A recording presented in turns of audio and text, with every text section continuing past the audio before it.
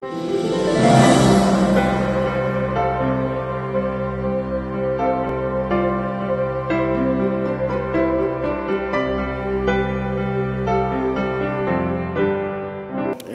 sesión de hoy va a ser diagnóstico temprano de la leucemia aguda en niños, importancia de la biometría hemática. Nos va a estar acompañando con este tema un doctor que ya es conocido por la mayoría de ustedes, el doctor Óscar González Llano, que es hematólogo pediatra. Es profesor titular del Departamento de Pediatría y del Servicio de Hematología de la Facultad de Medicina del Hospital Universitario de Nuevo León. Ha participado en la graduación de 22 hematólogos pediatras, ha participado en 49 artículos publicados en revistas internacionales, es miembro del Sistema Nacional de Investigación de la CONACYT desde el año 2005. Doctor en Medicina por la Universidad Autónoma de Madrid en el 2014 con la tesis Los trasplantes de células hematopoyéticas no mieloablativos en pediatría. Con ustedes el doctor Óscar González.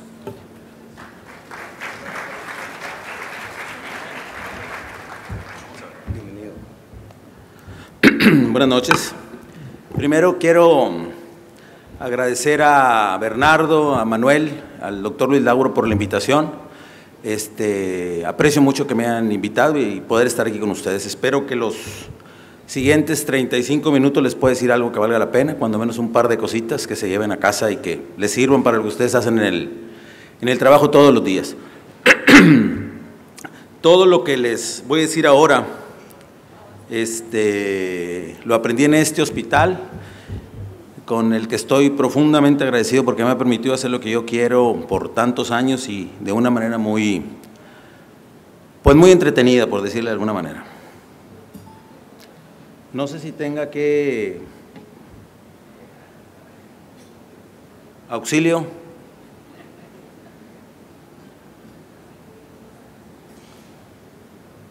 ¿Me pones la primera? Sí, pero está la… acá no, acá está la otra.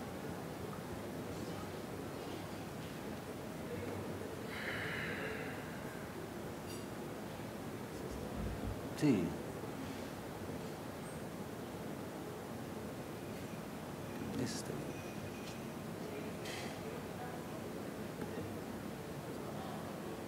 Perfecto. Le paso con este, ¿verdad? Ya está lista. Muy bien.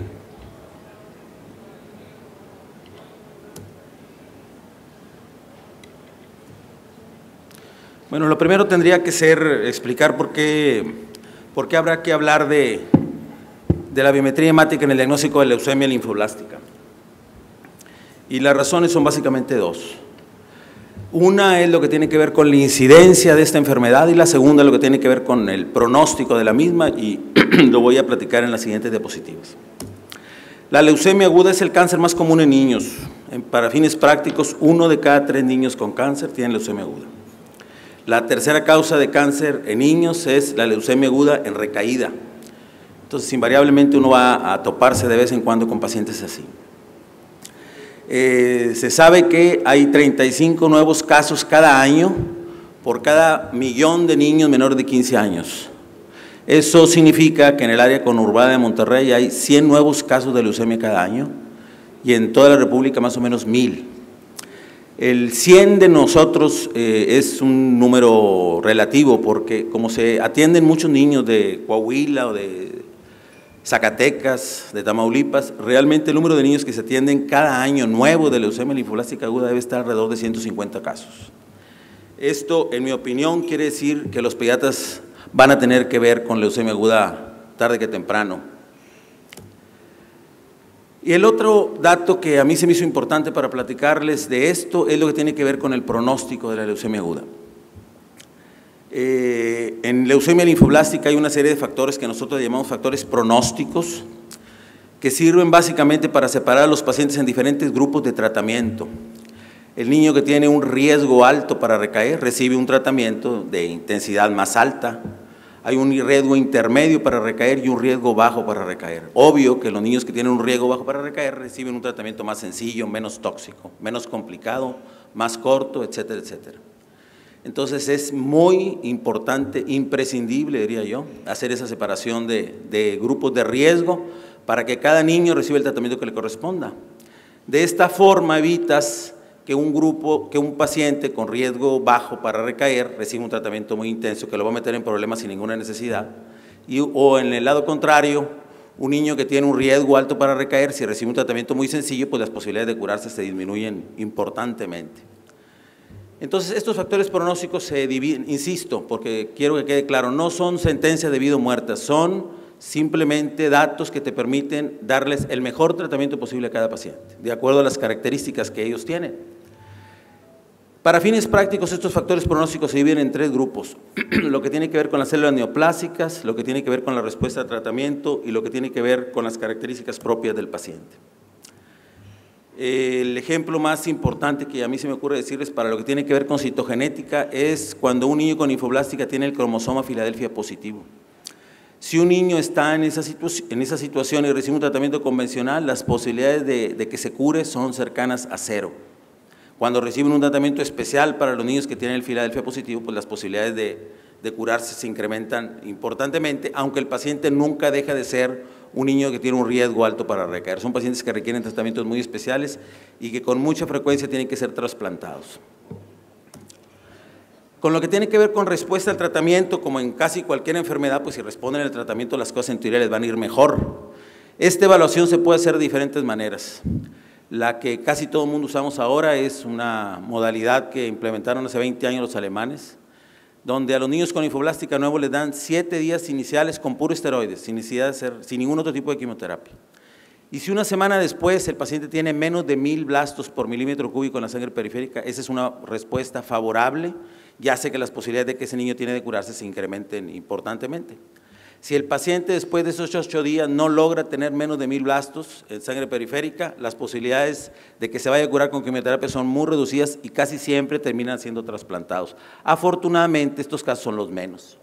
Otro grupo hace médulas óseas en el día 15 del tratamiento, nosotros no hacemos eso, pero hay gente que lo hace.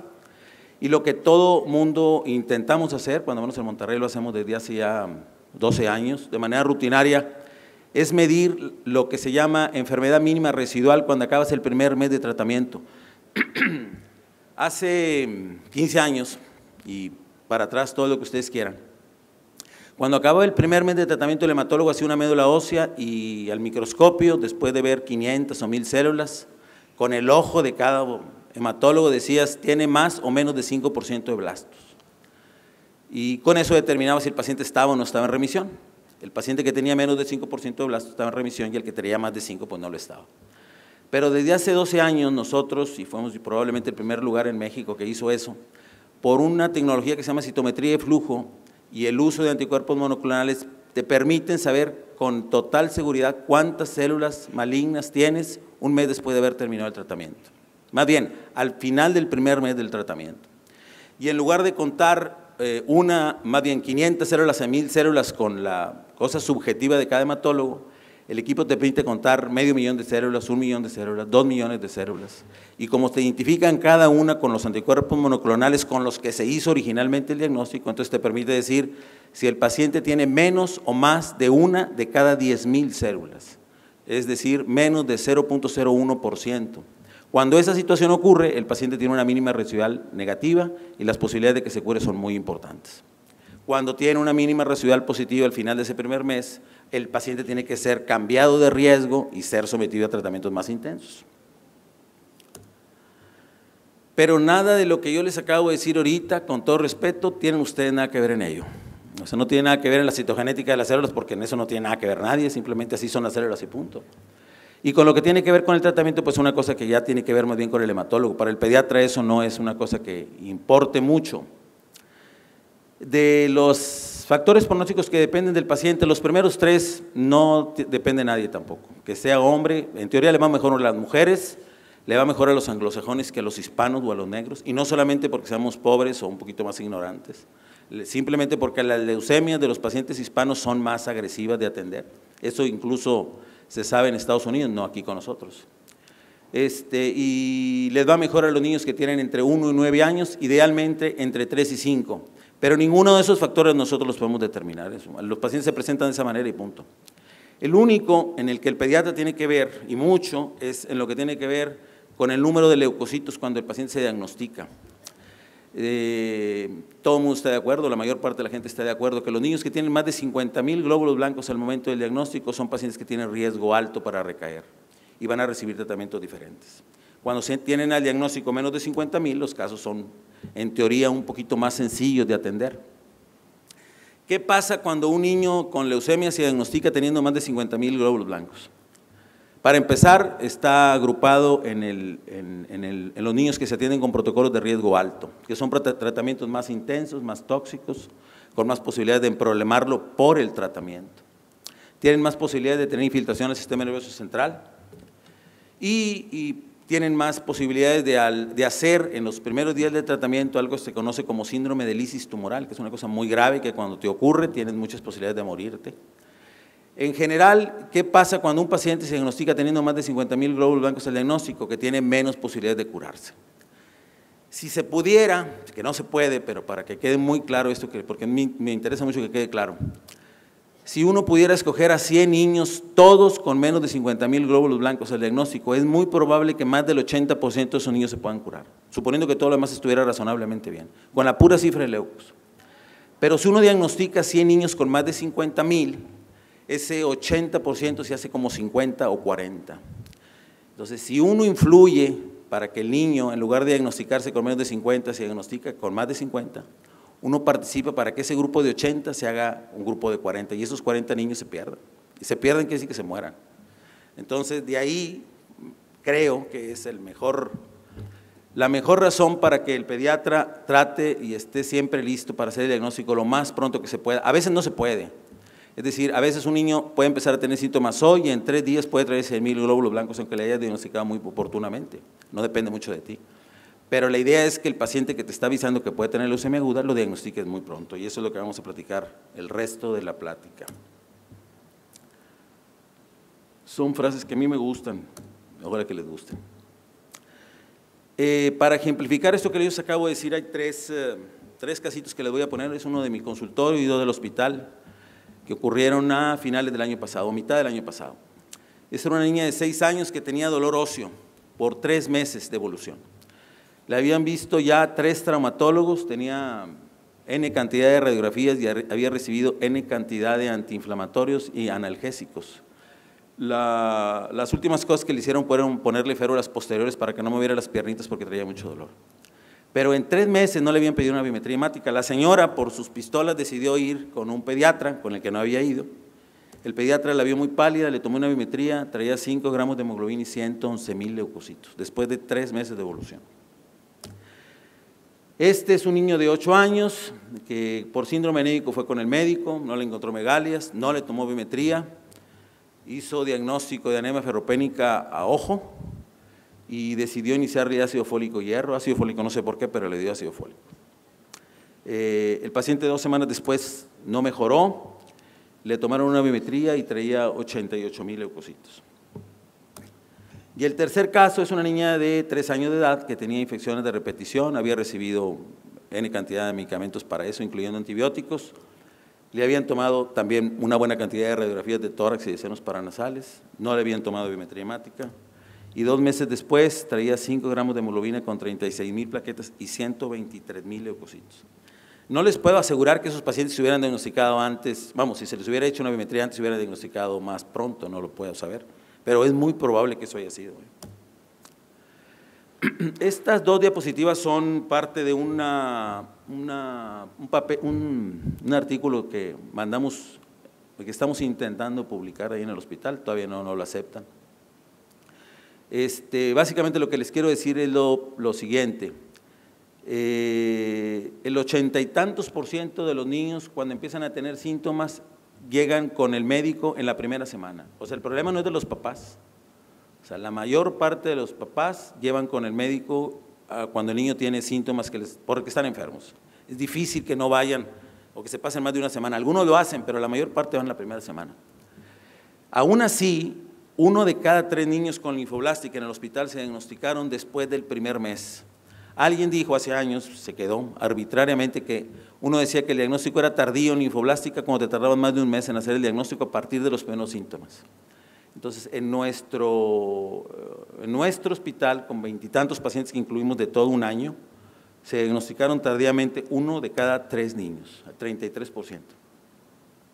Y también nos encontramos que la mitad de los pacientes que se diagnosticaron con leucemia habían visto entre 2 y 3 médicos en su peregrinar. Fueron con uno, fueron con otro y fueron con otro. Muy bien. A mí me queda muy claro que la inmensa mayoría de las veces el diagnóstico de linfoblástica tiene que ver con la biometría hemática. La inmensa mayoría de las veces llegan con una biometría normal o con cosas que te hacen pensar en que tienes que pedir una BH. Entonces, lo que voy a platicar en el resto de la charla es cuándo tienes que pedir una BH y cómo, o algunas cosas que son importantes para la interpretación. Estos serían, en términos generales, los motivos por los cuales tú tienes que pedir una BH. La inmensa mayoría de los pacientes que tienen síndrome anémico, astenia, adinamia, palidez, hiporexia, palidez, cefalea, etcétera, etcétera, van a tener síndrome anémico por otra cosa que no sea leucemia aguda. Más del 90% de las veces van a tener anemia ferropénica. Entonces, apostando vas a ganar 9 de cada 10 apuestas que hagas si dices que tiene ferropénica y le das hierro, pero no se vale. Si tú crees que tiene ferropénica, mínimamente tienes que tomar una biometría hemática. Y para que sigas pensando que el paciente tiene anemia ferropénica, el paciente obligadamente tiene que tener anemia microcítica hipocrómica. Si el paciente no tiene microcítica hipocrómica, no puede seguir pensando que tiene leucemia aguda, perdón, que tiene anemia ferropénica y tienes que hacer algo. No sé si hay cirujanos, no he visto a ninguno, pero es un chistecito. Las biometrías se tienen que ver completas, no como cirujano. Si el cirujano ve la hemoglobina para ver si lo mete a quirófano o no, pero la idea es chiste, la idea es que veas toda la VH. Entonces, para pensar en que el paciente anémico, que la inmensa mayoría de las veces va a tener ferropénica, tienes que tener una biometría con anemia microcítica hipocrómica. Si tienes un paciente con anemia microcítica hipocrómica sin reticulocitos, con plaquetas normales o altas y leucos normales, tienen 99% de certeza diagnóstica de ferropénica, sin ninguna otra prueba. Microcitosis, hipocromía, retis bajos, RDW elevado con leucos y plaquetas normales es igual a ferropénica en el 99% de las veces. Insisto, si no tiene esas características, el paciente no tiene ferropénica y tienes que pensar en otra cosa. Y otra vez, tienes que pedir una VH. ¿Cuándo no pedirías una VH en un paciente con síndrome anémico? Pues estás en la punta de un cerro donde no hay un laboratorio, no hay manera de bajar. Pero es muy difícil que alguien esté en esa situación. Si estás aquí donde hay un laboratorio cada 2 cuadras, yo creo que tienes que pedir una VH. El síndrome purpúrico es una razón también para pedir biometría hemática. Sangrado de piel y mucosas, petequias, equimosis, epistaxis, gingivorragia, etcétera, etcétera. Igual que en ferropénica, la inmensa mayoría, te encargo si alguien tiene un poquito de agua, porfa. Si alguien tiene síndrome purpúrico, un niño, la mayor parte de las veces va a tener una púrpura trombocitopénica inmunológica. Esa enfermedad va a explicar la mayor parte de los purpúricos. Sin embargo, como un concepto así general muy importante, los pacientes con púrpura, ya no me estaba saliendo voz.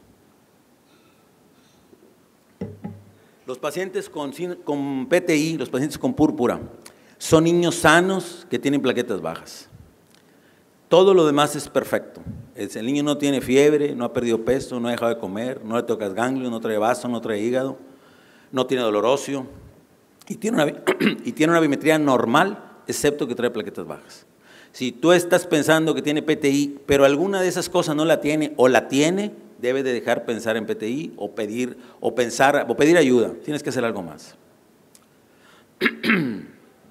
Ya tengo una, ahorita no creo que me la acabe, gracias. 1 de cada 4 niños que tienen leucemia aguda linfoblástica tienen dolor óseo. 1 de cada 4. La historia de los niños con férulas es una historia que todavía vemos en el hospital. Ustedes saben también que el dolor de crecimiento es la causa más común de dolor óseo en niños, pero el 80 y tantos % de los niños que tienen dolores de crecimiento son dolores en miembros inferiores simétricos, muy intensos, que duran corto tiempo y que lo más importante, se tardan semanas o meses en que vuelvas a tener una crisis de dolor. Eso es el cuadro clínico típico de dolores de crecimiento en más del 80% de los casos. Entonces, cualquier niño que tenga un dolor de crecimiento diferente a ese dolor de crecimiento, tienes que pedir una VH. Cualquier cosa diferente a lo que yo les acabo de decir. La mayor parte de las veces vas a tomar biometrías y van a ser normales y vas a concluir que son dolores de crecimiento, pero con unas manifestaciones diferentes a las típicas. Las que yo les acabo de decir son las que ocurren en 8 o 9 de cada 10 pacientes con dolores de crecimiento.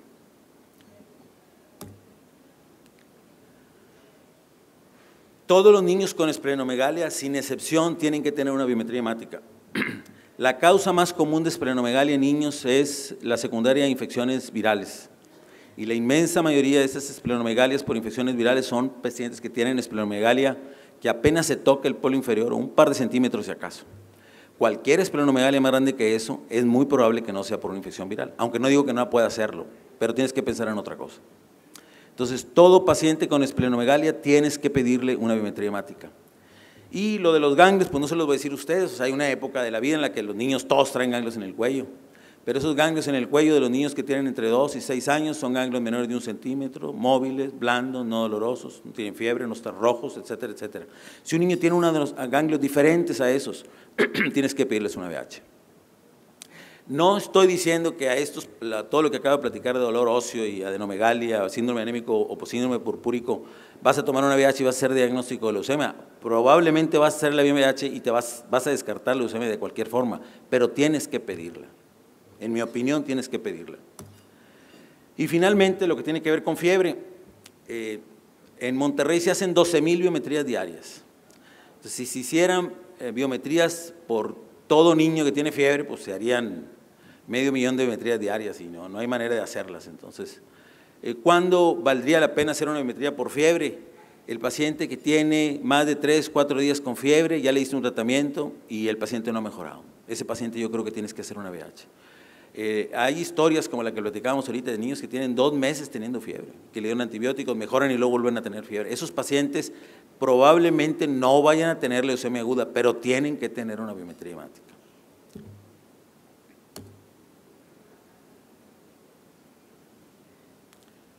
Yo ya la leí. Y finalmente, algunas cosas que tienen que ver con la… No, voy más rápido de lo que yo pensé. Algunas cosas que tienen que ver con la interpretación de la biometría hemática. Citopenia, cifra de leucos, la importancia del frotis y la relación con el laboratorio.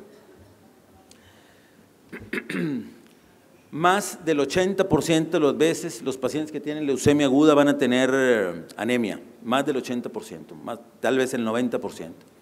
Y la anemia de los niños que tienen leucemia es anemia normocítica, normocrómica. Es decir, volumen globular medio normal y hemoglobina globular medio normal. Habrá algún paciente que no tenga anemia al diagnóstico, pero la mayor parte lo tienen. 1 de cada 5 pacientes, más o menos igual que con la hemoglobina, no van a tener plaquetas bajas al momento del diagnóstico. 8 de cada 10 la van a tener bajas. Entonces, pero el que tenga plaquetas normales no excluye el diagnóstico, el que no tenga anemia no excluye el diagnóstico. Y otra cosa que es muy importante es lo que tiene que ver con pancitopenia. Pancitopenia es que tengas neutrófilos, plaquetas y hemoglobina baja al mismo tiempo, que tengas afectación de las 3 líneas celulares. Y la pancitopenia es una urgencia médica. ¿Qué significa esto? Que es como si fuera un abdomen agudo. Si tú tienes un paciente con una VH con pancitopenia, ese paciente este día tiene que saber por qué tiene pancitopenia. Cuando menos tienes que pedir ayuda para saber qué está pasando. No es un paciente que puedas contemporizar, no es un paciente que le vas a pedir una biometría una semana después, no es un paciente al que le vaya a dar hierro y vas a ver qué sucede después, no se vale dar antibióticos a ver qué sucede.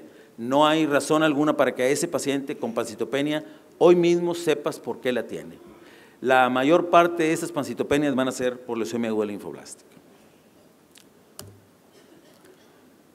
En esta me quiero detener un poquito más porque yo creo que es muy importante.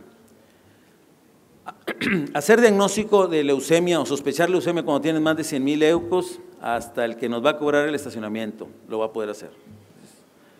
Entonces, esperar que un paciente tenga leucocitosis para pensar que un paciente tenga leucemia aguda es un error grave. La mitad de los niños con linfoblástica al diagnóstico tienen menos de 11,000 glóbulos blancos. Es decir, la mitad de los niños tienen leucos normales o incluso bajos. Entonces, no hay razón alguna para esperar que un paciente tenga que tener leucocitosis para pensar en leucemia. Y como lo decíamos al principio, si tú puedes hacer diagnóstico de leucemia aguda en ese momento, pues las posibilidades de que ese niño tenga curación son superiores al 80%. Solamente el 20% tienen más de 100,000 glóbulos blancos en el momento del diagnóstico y afortunadamente menos del 7% tienen más de 200,000. Esos números no son los de nosotros, son números aceptados internacionalmente. En México, en Monterrey, esos números no son totalmente reales porque desafortunadamente todavía vemos muchos niños con más de 100,000 o incluso 200,000 glóbulos blancos en el momento del diagnóstico.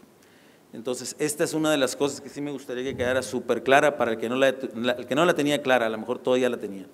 No necesitas leucocitosis para pensar en leucemia.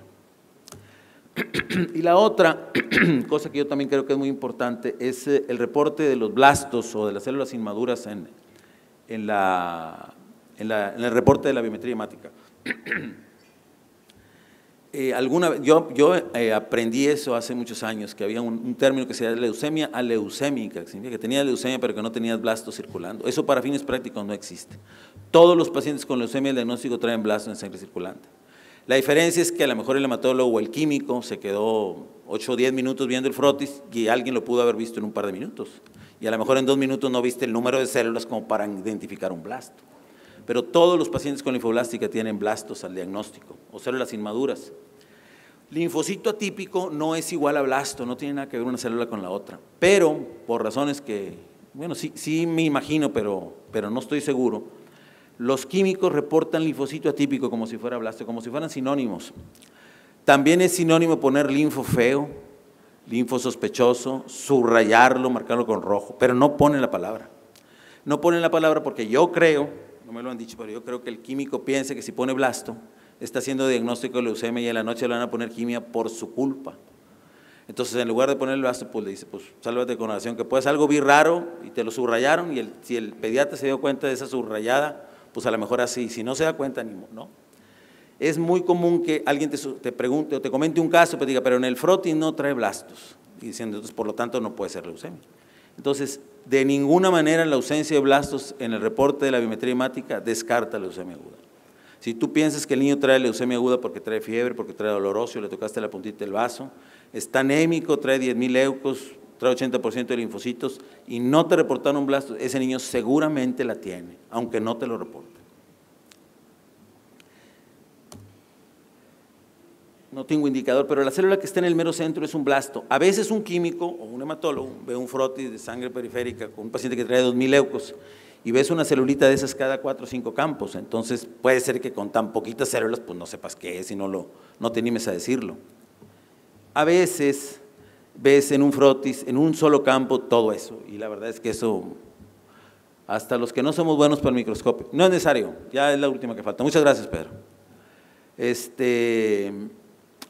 Hasta los que no somos buenos para el microscopio, se identificas fácilmente que el paciente tiene células neoplásicas circulando, y muchas. Para el hematólogo, la verdad es que la inmensa mayoría de las veces el diagnóstico no tiene mucho chiste, porque hacemos una médula, vemos esto, y pues no puede ser otra cosa más que leucemia. El chiste es que lleguen para hacer la médula ósea. Entonces, para que lleguen y le pueda hacer uno la médula y haga el diagnóstico, pues necesitan pedirse biometrías pronto, y cuando tenga la biometría en la mano, pensar en esa posibilidad siempre, y con las cositas que yo les acabo de decir, puede ser que les sean de utilidad. Esta es otra cosa también muy importante. Los médicos, creo yo, con todo respeto, no para todos, pero creo que somos un poquito sangroncitos, y como que a veces no sentimos que tenemos por qué hablar con los químicos.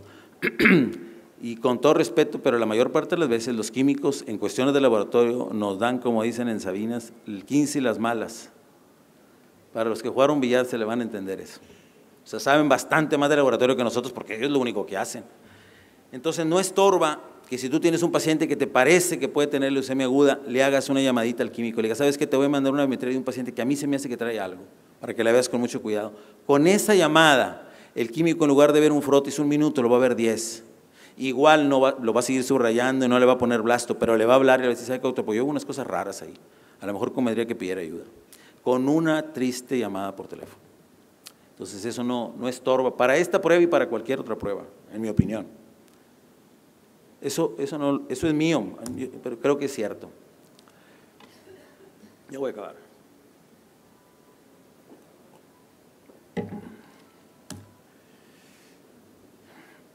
Bueno, ya para acabar, lo que yo creo que se puede tomar como conclusión. La leucemia es el cáncer más común en niños y es la tercera causa, el cáncer de muerte en niños en nuestro país después de infecciones y accidentes. Entonces, si es la tercera causa de muerte, el pediatra tiene que saber de leucemia aguda, obligadamente. No creo yo que… Puede ser que no sepas de von Recklinghausen, pero de leucemia aguda tienes que saber. El pediatra y el diagnóstico, para el diagnóstico oportuno de leucemia, yo creo que ya lo puse muy claro. Si el pediatra está listo y hace diagnósticos oportunos, puedes curar a 8 de cada 10 niños con leucemia. A veces no lo vas a poder lograr. A veces, como le decía al principio, vas a mandar al hematólogo un paciente con 200,000 ecos porque el niño tenía 3 días de estar enfermo. Pero mandarlo a un niño 2 meses después, cuando lo estuviste contemplando, esperando que le subieran los ecos porque no pensás que tuviera leucemia, eso debe ser muy desagradable. Y como ya lo vieron, el diagnóstico de la leucemia aguda gira alrededor de la VIH para pedirla pronto y para interpretarla bien cuando ya la tienes en la mano. Ya dijimos los síndromes que hacen necesario que pidas una VIH: síndrome anémico, síndrome purpúrico, fiebre, difícil control de larga evolución, esplenomegalia, adenomegalia patológica y dolor óseo. Pancitopenia es una urgencia médica, no voy a insistir, pero hoy tienes que saber qué tiene. Y las últimas 2 cosas son las que les acabo de decir. El número de ecos no tiene que ver nada para diagnóstico de leucemia aguda, puede ser el que sea. Alguien con leucemia aguda puede tener 500 leucocitos en su primera biometría, o puede tener 500,000. Y el que no te reporte el blastos, el químico en esa biometría, porque estaba dormido el día que le dieron la clase de blastos, porque no fue a la clase, porque estaba mandando twitters en ese ratito, por lo que sea. Entonces, el químico no te reporte, de ninguna manera descarta el diagnóstico. Y esta es como de manera de felicitación. A lo mejor yo me hubiera regresado si hubiera estado el tráfico como estaba. Entonces, seguir haciendo esto de venir a las pláticas, yo creo que es algo muy bueno para los que vinieron. Y nada más. Muchas gracias. No sé si tengan preguntas.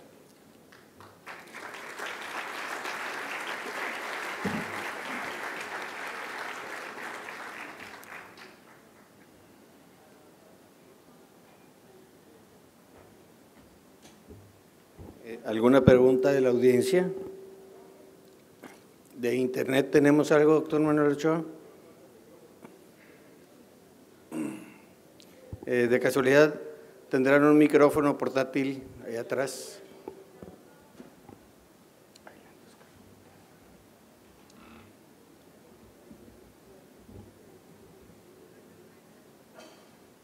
Casi no hacen preguntas en vivo, casi no hacen preguntas en vivo. Casi no. De repente un que otro loco. Bueno, sí. La doctora Escobar de Ciudad Victoria, Tamaulipas, tiene 2 preguntas. Que creo que repitan cuántos pacientes reciben en forma temprana y en qué porcentaje se presentan. Pues más o menos 2/3 partes vienen temprano y 1/3 parte no. Eso es lo único que te puedo demostrar que le puedo demostrar a la doctora, perdón, porque tú no preguntaste. Por las gráficas que mostramos. Lo hicimos nada más un año, debe ser muy parecido un año con otro. Y la sobrevida a 5 años también pregunta la doctora. Es dependiendo de los factores pronósticos que decíamos al principio. Los alemanes ya reportan 90% de curación. Los alemanes son un poquito diferentes a nosotros en muchos sentidos. Las cifras que nosotros tenemos en el hospital son del 72%. 72% están vivos sin leucemia 6 años después del diagnóstico. O sea, 3 años después de haber terminado el tratamiento en el hospital, que son gracias a Dios, de los mejores números que hay en México. También el doctor Martín Meléndez Romero pregunta que qué valor tiene la triada de anemia, hemorragíparo e inflamatorio en el diagnóstico de leucemia. Pues que tienes muchas posibilidades de que esa triada que no me conocía tuviera leucemia aguda. Entonces, a esa triada tienes que pedir una VIH. Sí, doctor. Otra pregunta. En todos estos donde usted sugiere la VH, bien, Sí. y qué bueno, lo vamos a hacer, pero ¿qué no se debería de acompañar de un letrero con frotis de sangre periférica? Porque como son automatizadas, nada más nos mandan lo que la máquina dijo. Sí. Entonces, hay que hacer, como usted dice, la llamada o en la papeleta, decir que necesitamos frotis de sangre periférica y no sé si decir personalizado o algo, porque si no, la máquina nos manda la cuenta, doctor, pero fíjese que también nos manda una gráfica de puntitos, ¿verdad? No sé si en el hospital de ustedes que mandan una gráfica de puntitos. Esa gráfica de puntitos creo que también tiene un valor y si la supiéramos analizar sería bueno. ¿Me Yo entiende? te sugeriría que mejor no te metieras con la gráfica de puntitos, está más enredada. Pero déjame decirte algo, pues está más sencillo. El 90 y tantos % de las biometrías que se mandan, de esas 12,000 que se mandan en Monterrey, son biometrías normales. Y casi te puedo decir que 3/4 partes de esas biometrías que se mandan, de esas 12,000, son biometrías mal enviadas, que no están bien indicadas. O sea, es lo terrible, o sea, mandas 9,000 biometrías que no debiste haber enviado y las que debiste haber enviado no las mandas. De esas 12,000 biometrías que se mandan, la máquina y los parámetros de la biometría son normales, como te digo, más del 90% de las veces. Los químicos no ven esos frotis.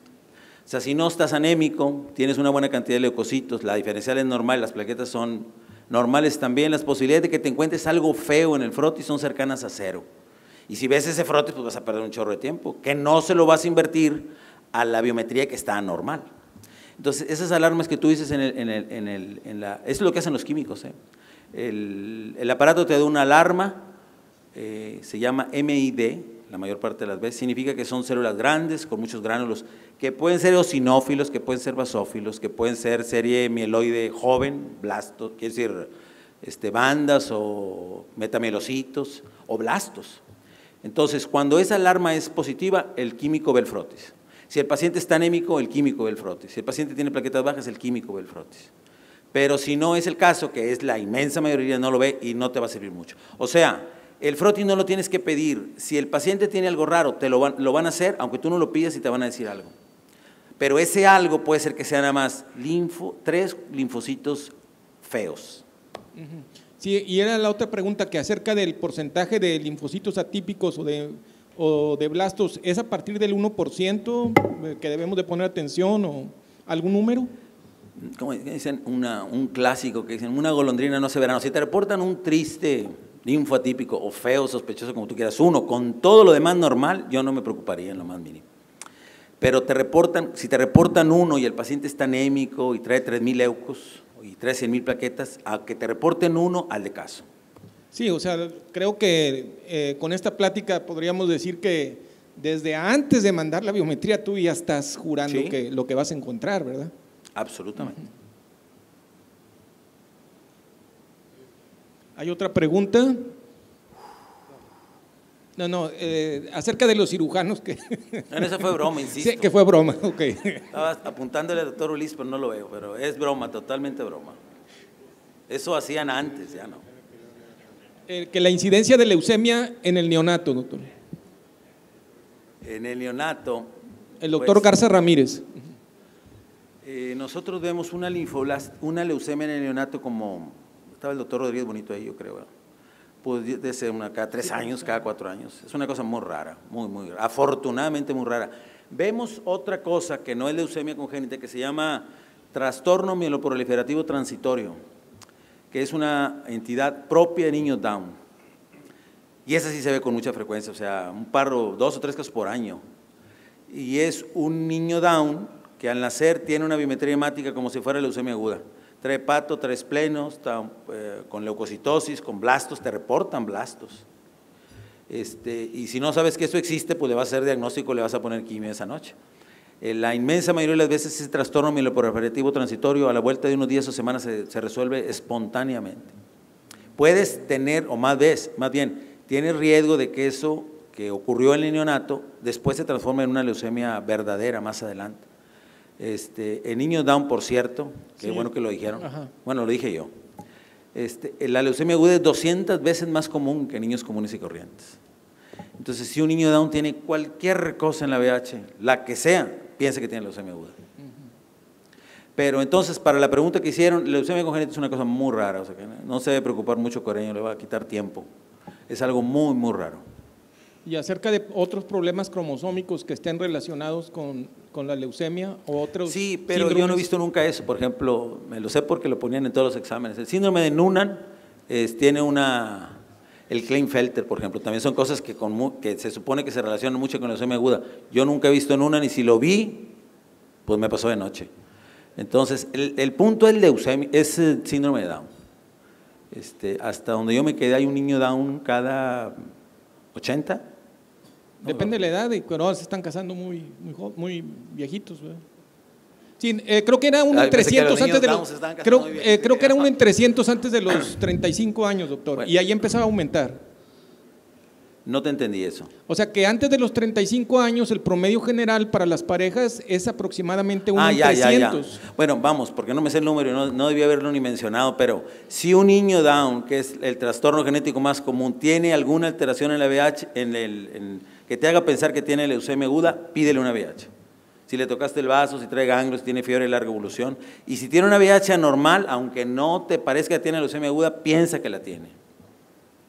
Aquí hay otra pregunta de la doctora Rodríguez de la Garza que dice, doctor Roberto Guadalupe Rodríguez de la Garza, que qué tan importante es contar con niveles séricos de quimioterapéuticos para disminuir el riesgo de complicaciones por ellos, sobre todo con el metrotexate, dicen.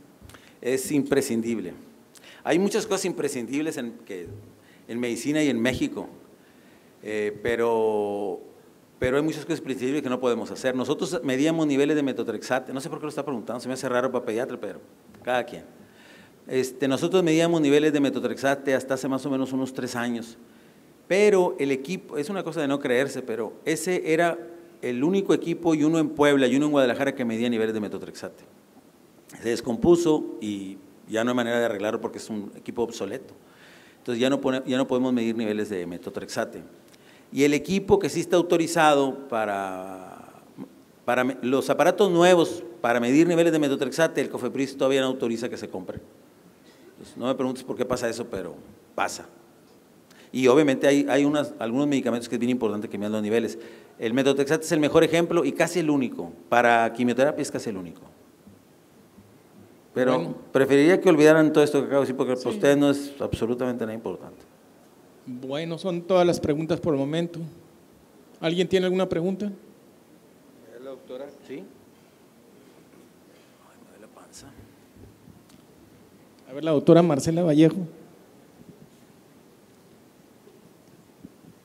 Sí, buenas noches. Mi pregunta es, ¿qué tan válido es que el pediatra maneje el diagnóstico de leucemia solo con la biometría hemática, sin tener la médula ósea? Le hago la pregunta porque llegaron una vez al hospital 2 pacientes, uno pues con la mamá muy alterada, que resultó ser una mononucleosis infecciosa, y otro niño que me tocó ver con hepatoesplenomegalia, adenomegalias, pancitopenia, fiebre de larga evolución que resultó ser una brucelosis severa. Entonces, mi pregunta es esa, ¿qué tan válido es que el pediatra sí maneje ya el diagnóstico de leucemia con un cuadro sugestivo y una biometría hemática sugestiva sin tener todavía la médula ósea? Pues yo creo que lo puede manejar como, eso, ¿cómo le diría, doctor? Yo no les digo leucemia cuando conozco a mis pacientes si no me lo preguntan directamente. Si me preguntan directamente, ¿este paciente puede tener leucemia? Le digo, sí puede tener leucemia. Le voy a hacer el estudio porque quiero descartarlo. No se lo puedo asegurar ahorita, pero sí lo estoy pensando. Entonces yo creo que si el papá le pregunta así directamente, ¿está pensando en la posibilidad de que mi hijo tenga leucemia y usted lo está pensando? Pues tiene que decirle que sí, pero que también están pensando en brucelosis y en artritis reumatoide juvenil y en un citomegalovirus y en Epstein-Barr y en muchas cosas que pueden pasar por eso. Pero yo creo que es una pregunta muy difícil de contestar porque depende de muchos factores, doctor. Habrá papás que ni se imaginen, no saben ni siquiera lo que es leucemia, entonces pues, tienes que decírselo, pero habrá algunos que ya van casi con la iPad en la mano, pues a los que no les vas a poder sacar la vuelta. Si te preguntan que si estás pensando en esa posibilidad y uno la está pensando, le tienes que decir que sí, pero que el diagnóstico definitivo no se hace de esa manera, tienes que esperarte al resultado. Otra cosa que está relacionada es que no es, en mi opinión, obligado que hagas una médula ósea para el diagnóstico de leucemia. Si tienes un paciente con 5 hemoglobinas, 100,000 leucos, 95% de linfocitos, te reportaron blastos, trae vaso, hígado, fiebre, pues tiene leucemia, no puede tener otra cosa. Entonces, los estudios para tipificarla con citometría de flujo y los estudios de citogenética los puedes hacer con esa cantidad de blastos. Si le haces una médula a ese paciente, ¿qué vas a ver en la médula? Por los mismos blastos que tenías en la sangre periférica, no tienes que meterlo a quirófano ni picar el hueso. Las médulas las dejamos para los pacientes que no tiene suficiente evidencia con lo que tienes en la VH o que son tan pocos los leucos que para los estudios que tú necesitas tener más y por eso tienes que picar la médula. ¿Alguna otra pregunta?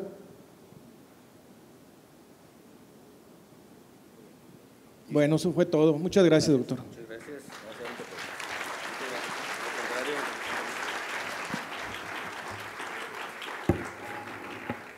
Le damos gracias al doctor Oscar González por su excelente presentación. Y siguiendo con el tema,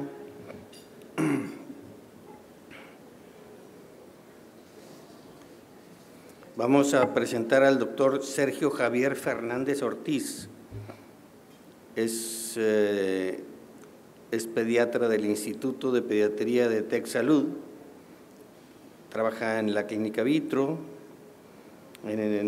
es profesor adjunto de la especialidad en el Hospital Universitario Dr. José Eleuterio González. Tiene estudios profesionales en motilidad intestinal y trastornos digestivos funcionales pediátricos, gastroenterología pediátrica, es pediatra de la Universidad de Nuevo León, estudió medicina también en el Hospital y Facultad de Medicina de Nuevo León y ha participado en numerosos congresos y ha dado también varios artículos que ha publicado. Tengo como 3 páginas, 3 tomos de toda su biografía. Entonces, pues para darle un poquito más de celeridad, vamos a recibir al doctor Sergio Javier Fernández con nuestro siguiente tema.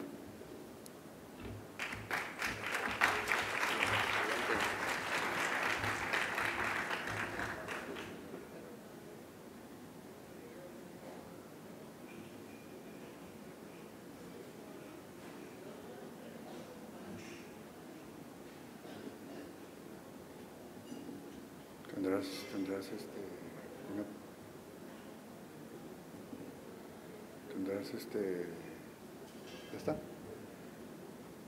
Aquí no se pone. Ok. ¿Y no tienes apuntador?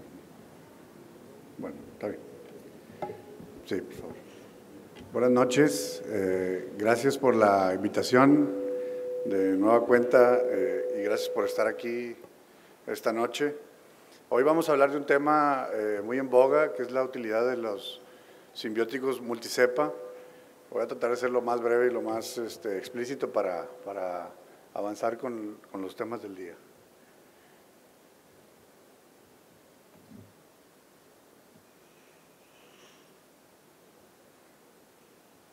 No avanza.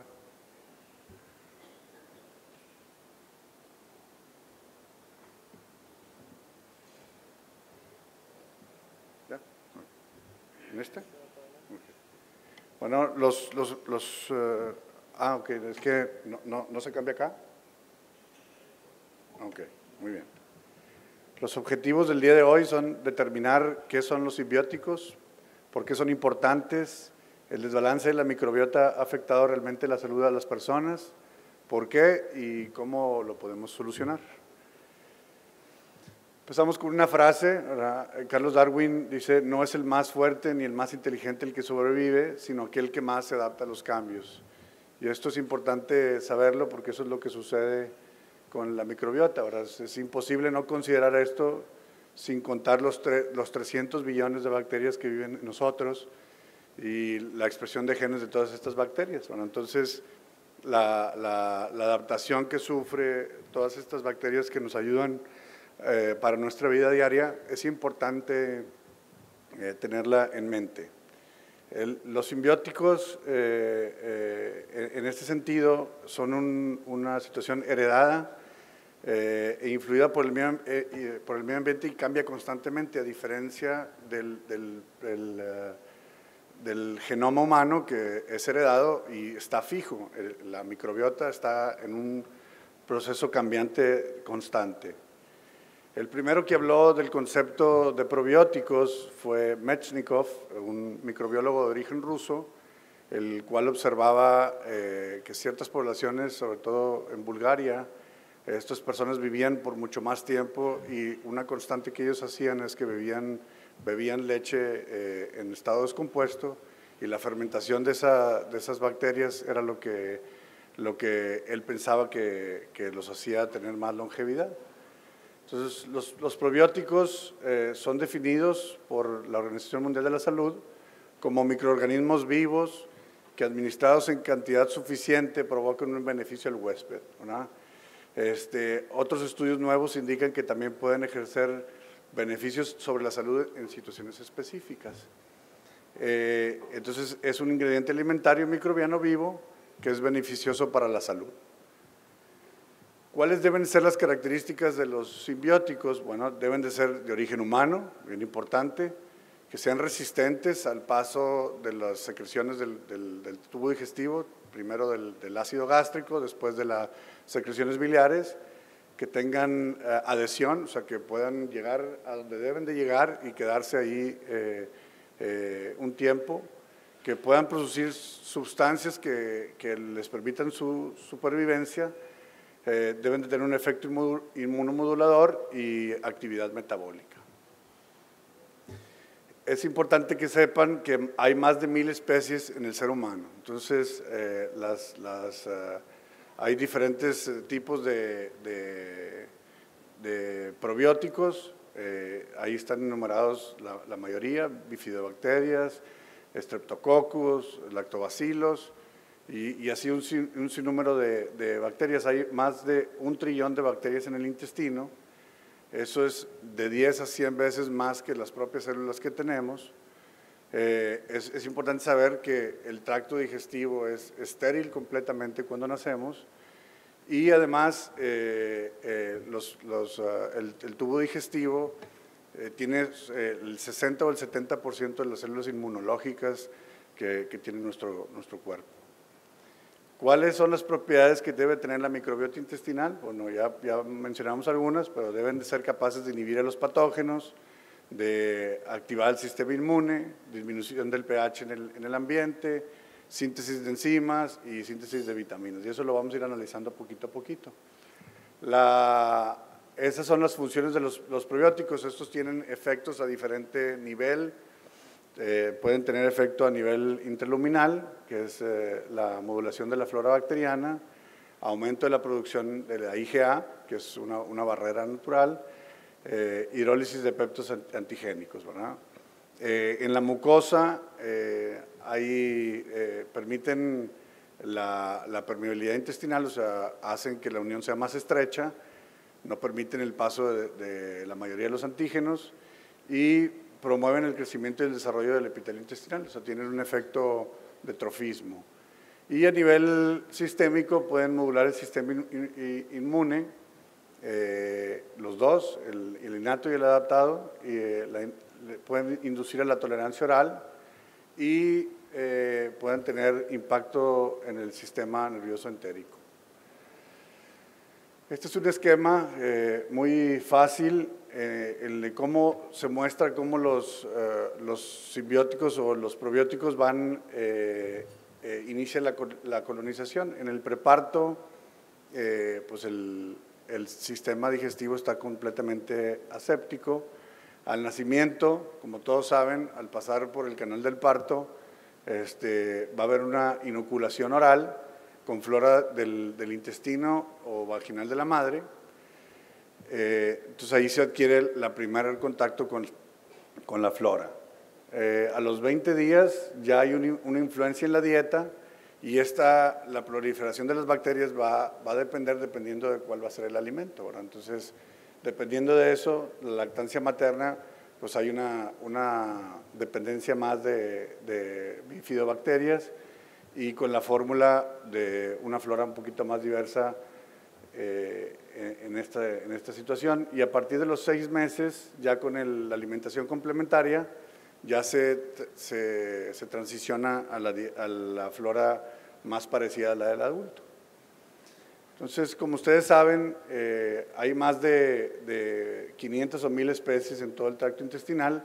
La colonización del tracto digestivo, pues, es de la manera proximal a la distal, va aumentando el número de bacterias. Así tenemos que en el esófago y en el estómago la concentración de bacterias es mucho menor que en el colon.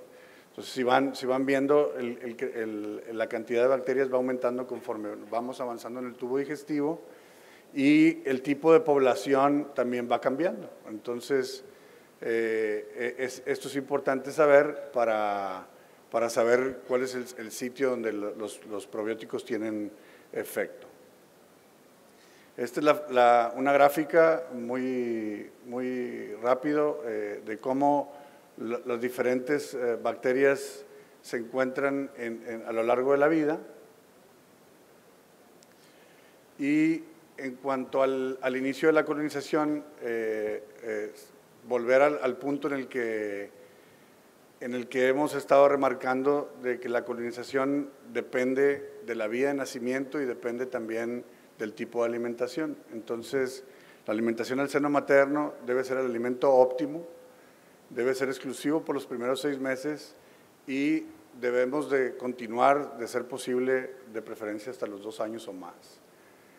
El inicio de la colonización es bien importante porque al nacer por la vía del parto, pues el bebé adquiere el primer contacto con bacterias de la madre, a diferencia de la cesárea, que el paciente adquiere flora de la piel, ¿verdad? Entonces, y ya después, más tarde en la vida, pues dependen de factores diferentes, dependiendo del hábitat o del tipo de vida que lleva el paciente, es el tipo de flora que vamos a ir adquiriendo cada individuo. Para remarcar el problema que se ha venido remarcando, el número de cesáreas en el mundo ha aumentado, llevando a nuestro país al nada honroso segundo lugar de mayor cesáreas en el mundo. Pero aún en los países donde el nivel es bajo o más bajo que de nosotros, siguen siendo niveles alarmantes, donde hemos ido escapando de la vía natural para nacer. Entonces eso cambia mucho nuestra colonización de las bacterias. Entonces, los factores que influencian la composición de la microbiota infantil, intestinal desde la infancia temprana, tienen que ver con la vía de nacimiento y con la alimentación. Entonces, vemos que los pacientes que son alimentados con que nacen por cesárea, tienen menor número de bifidobacterias y de bacteroides, tienen más poblaciones de Clostridium, y los que son alimentados con fórmula, pues tienen más bacterias que no son buenas para nuestra salud, E. coli, Clostridium, bacteroides, y obviamente los que son hospitalizados pues tienen mayor índice de Clostridium difficile. Los antibióticos, el uso de antibióticos aumenta el número de bacterias patológicas, aumento de Klebsiella, de Citrobacter, Enterobacter, Cándida, y obviamente reducen la flora intestinal normal, como las bifidobacterias y los bacteroides. La respuesta anormal está basada en lo de la teoría de la higiene que describieron por allá del 89.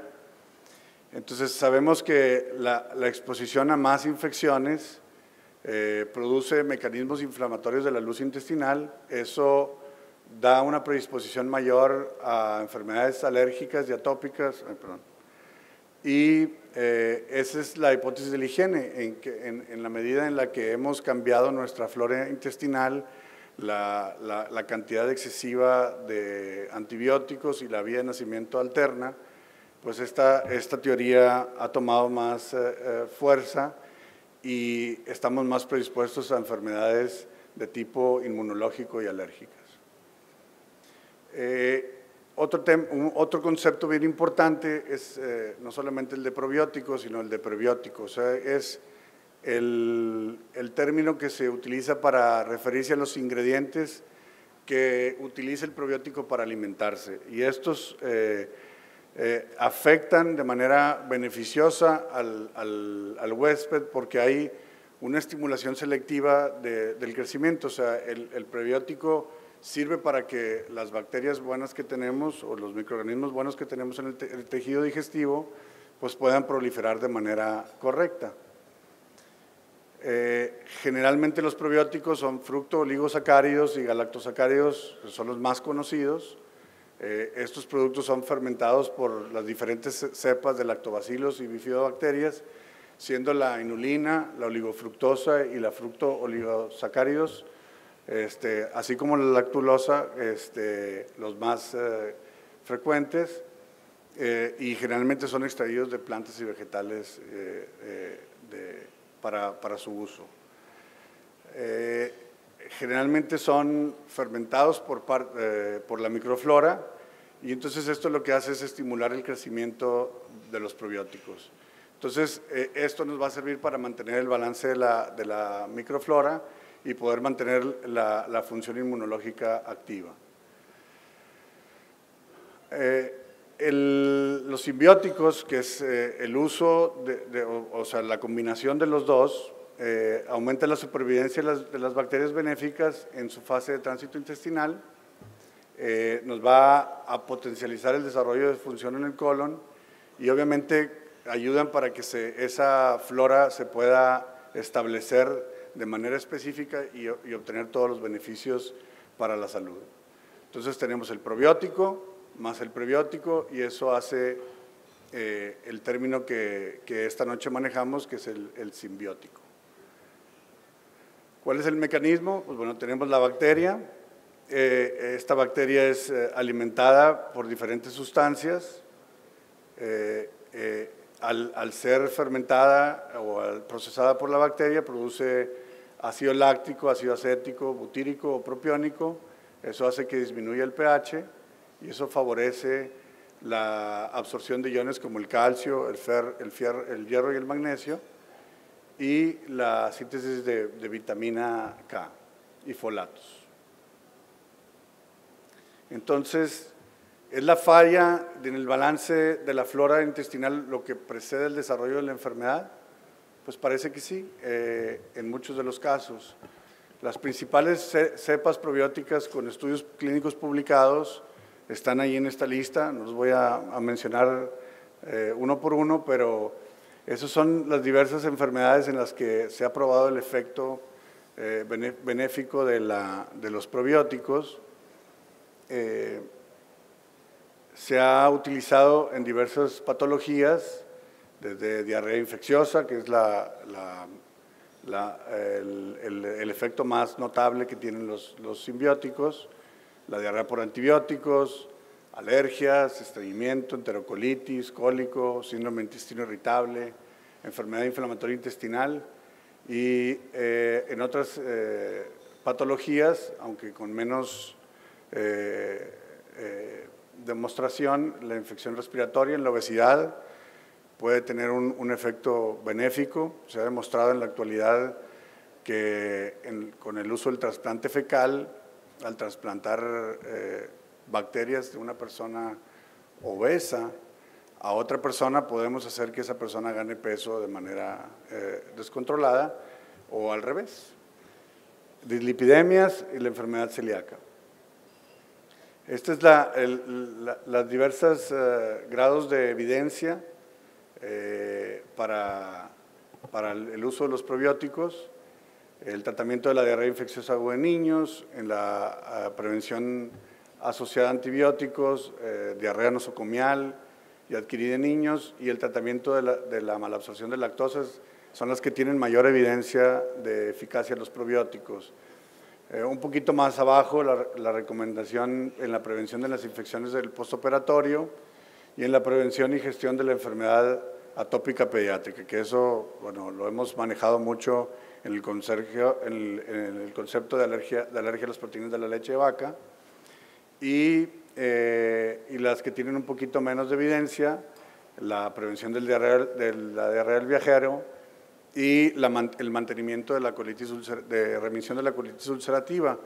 En la enfermedad inflamatoria se sabe que tiene un efecto benéfico, pero es solamente adyuvante y no solamente como terapia única. Rápido, el metaanálisis de la patología en la que mayor utilidad tenemos de los simbióticos, la diarrea aguda ha demostrado que los simbióticos pueden reducir hasta un día la duración de la diarrea, así como el número de las evacuaciones. Estas son revisiones de Cochrane. Vemos en la mayoría de los estudios la reducción, la mayoría de los estudios mantienen, producen una reducción menor de un día en la diarrea.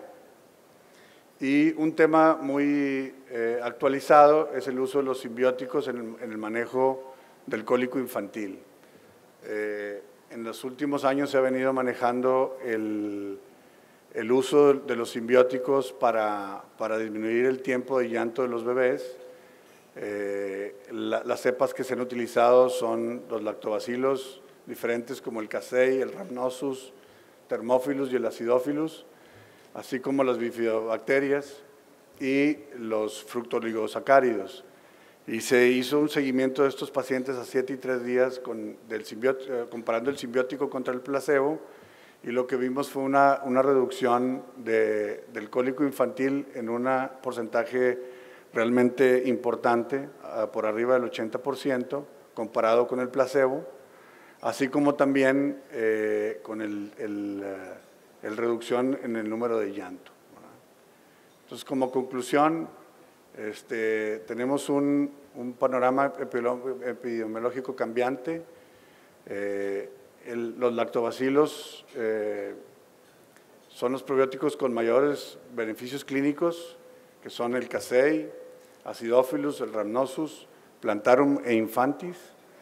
La acción combinada de estas cepas potencializan la función de barrera, tienen efectos nutricionales y síntesis de bactericinas.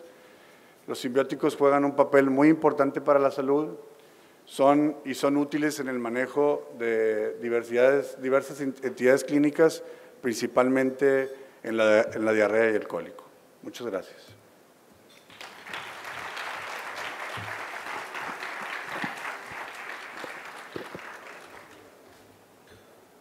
Damos gracias al doctor Sergio. Si hay alguna pregunta en la audiencia de internet. Bueno, pues le damos gracias al doctor por su brillante presentación.